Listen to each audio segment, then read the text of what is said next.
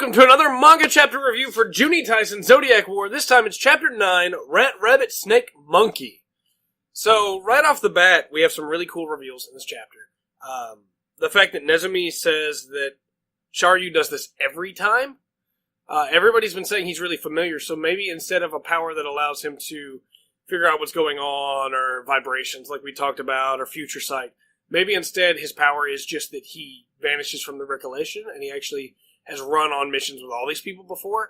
Or maybe his power is that he can see alternate timelines, which is the first thing that I thought of, where every timeline he saw, she did the same thing.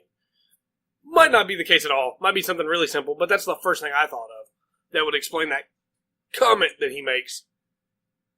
I thought the fight between Usagi and Sharyu was really cool, because Usagi has already shown that he is not all there, and that he's pretty crazy in the way that he fights. He's not a master swordsman by any stretch of the imagination. He just cuts his way and carves his way through his opponents and then turns them to his side to help him.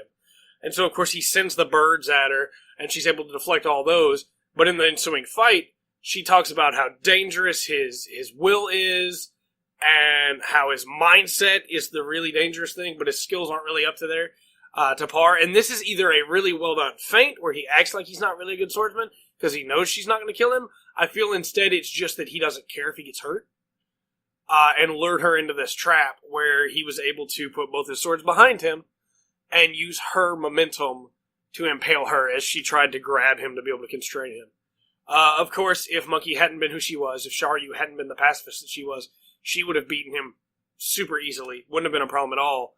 But because she is a pacifist, she fell prey to this attack. And I want to give special mention to the small panel you get of the impact before you turn the page, because it's a great reveal. I know this whole series is about reveals of wins and KOs and deaths, but the reveal of how visceral that crunch is, that you can see it and you know that's bad, and then to see both like swords impaled, it's like, okay, yeah, no, he got her. Sharyu's dead.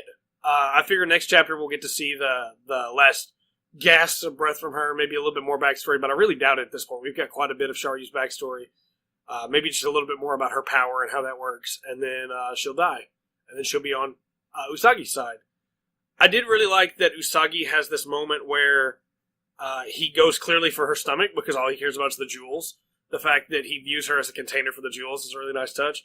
The fact that he was going to tell her his wish, and probably still will next chapter. I expect us to get the end of that next chapter. But that he starts that sentence and then just attacks. Whereas most people would probably finish what they were trying to say just in case something happened to them. Usagi doesn't care. It seems like he's all in. He knows he's going to win and he's working on it.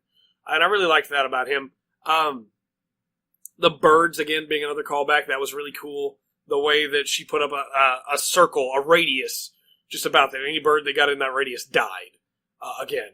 And I think that was a really well done use of her powers. So often when you have somebody who's super strong and super fast, all you see them do is punch people really hard. But to have her basically set up this radius that nothing that gets in the circle is hitting her. And then when Usagi does come within that radius, she just jumps over it. Like, it's pretty good. So all told, I really liked this chapter. I thought we got a lot of really good insight into Nezumi and into Usagi. And I'm looking forward to the reveals of what he means when he says that she does this every time, of what Usagi's wish is.